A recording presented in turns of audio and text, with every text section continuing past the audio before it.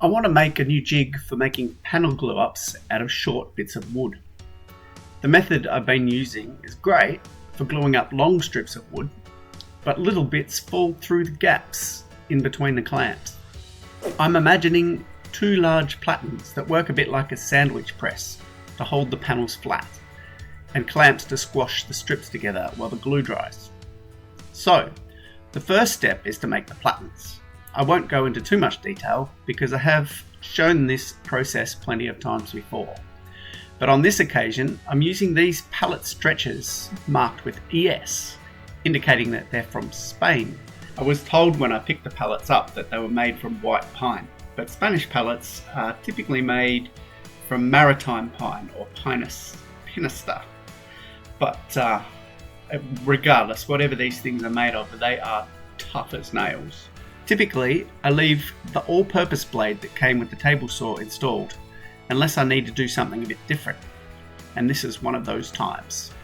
In order to rip these stretchers down to the roughly 30 by 30 millimeter size I was looking for, I had to do one pass with the all-purpose blade raised to half height, then flip the board around and run it through again to cut all the way through, even with the blade freshly cleaned. Given I have 12 of these to mill up, this is not going to cut the mustard. Other than my dado stack, I have 3 blades at my disposal. The original all-purpose blade that came with the saw, an Orange Tools finishing blade, and a 24 tooth ripping blade. Logically, the ripping blade is the way to go for this job, so I cleaned all the resin off the teeth and chalked it up in the table saw. Problem solved. To be honest, I'm a little embarrassed that I persevered with the standard blade as long as I did. Seems crazy now that I've seen how easy this job can be with the right blade installed. Lesson learned. 2 stretchers milled up gives us roughly 220mm by 900mm. So for one 1500mm by 300mm platen, I've milled up 6 of the stretchers, which should be enough to make the first platen. I never get over how good a stack of timber looks after milling, given that we're starting with pallet wood. On to gluing up these big Platens. We are going to have another go at using wedges to apply the force, and it's going to work this time, nor else. I've screwed the big rails down to the table, so we have a good solid straight structure to work with, and the 1500mm line is marked with chalk. I also have nice long thin wedges this time. Also notice that none of the joints line up with any other joints, so there are no unnecessary weak points. Cue the glue up montage.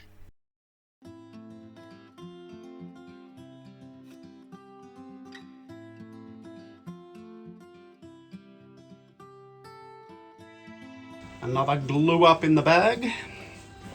Time will tell if it's a successful one. There was squeeze out for most of the gaps, so I think we should be okay. Yeah, certainly the messiest one I've ever done, but I was trying to go for speed rather than tidiness. Get the wedges hammered in while the glue is still wet. So that was the plan. That's what we did, and tomorrow we'll find out if it has stuck together. Let's see if we can get the wedges removed and pry this thing off the table. I had a really hard time removing the second set of wedges because there was nothing to hit but the pointy bit on the end. A little work with the chisel though, and we got there. Bit of scraping to do. Yeah, I think that's the biggest chunk of wood I've ever made. Alright, so I need to make another one. But first, let's tidy this guy up a little.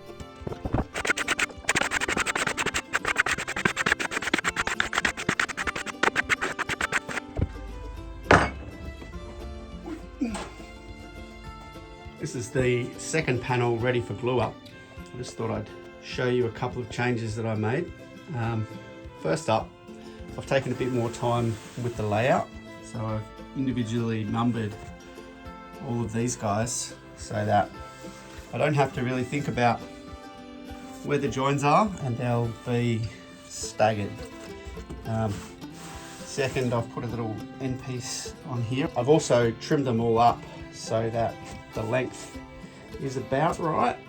So this ends up just past the chalk line, so I still have a bit of room to play with, but yeah, they're trimmed, they're not all hanging out all over the place, so that makes it a little bit tidier. And then with the wedges, what I've done is I've deliberately put them in this formation at both ends, so that when we place this one in here, the one that I'm driving in from this end is the one that's moving, whereas the one up against this guy should stay flat.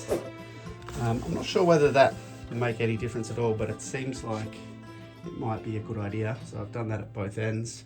And finally, I've trimmed the ends off the pointy bit so that I've got something to hit when I'm taking this thing apart. So yeah, I won't show the montage of the glue up again, it will be just the same, but I think this panel will turn out a little bit nicer than the first one, just because of those few little changes. Let's get the second panel off the table.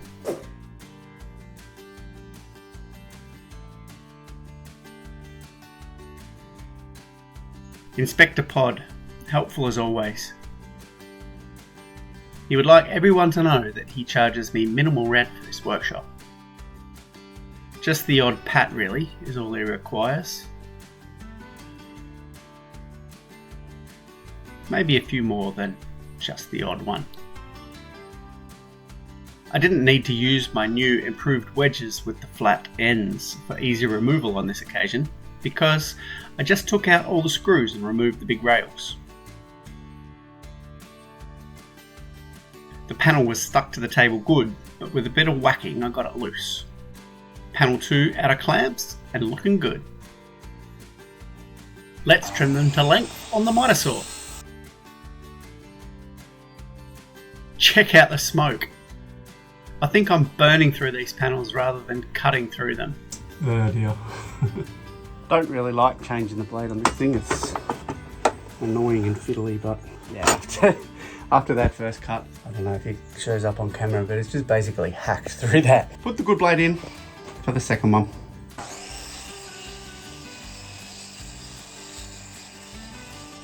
That's much better. Now they're the same length, we can clean up the long sides.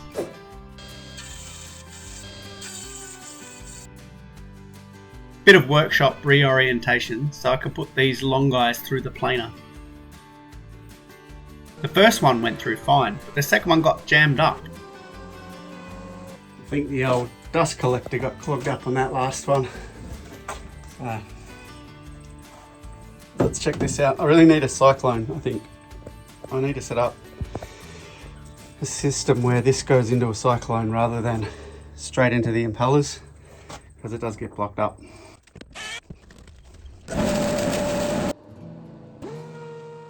That's better. Smooth as butter now. There's my two Platens. So they've ended up being 1500 by 290. They're quite flat and quite square.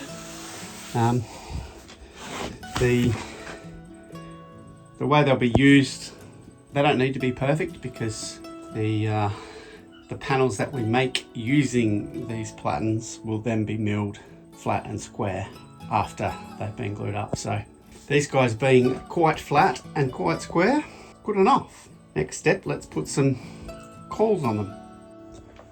I just quickly milled up a few more stretches to cut up these guys. So I've got 10, there'll be the Cauls for the Platens. So I'm just going to attach them at even spacing, 5 on each. I decided against using glue for the construction. If the jig proves as useful as I hope it will, I might glue it up down the track.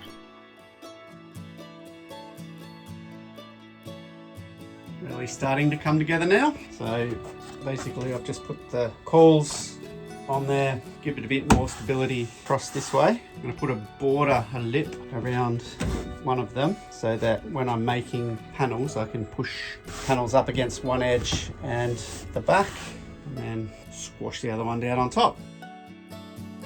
I milled up a few planks for the border off camera.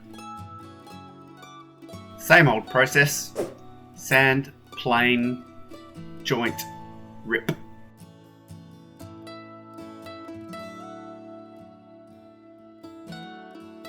And that's the job done. Couple of Platens, fairly flat, fairly rigid. If you want to see how they work. With any luck, this new jig is going to make the process of producing beautiful flat panel glue-ups out of many and various lengths of material a breeze. Now you've just got to imagine I apply pressure that way, so down and up and through there, and we'll have ourselves a lovely flat panel glue up. And I think that this will be very, very useful. If you've come this far, thanks so much for watching.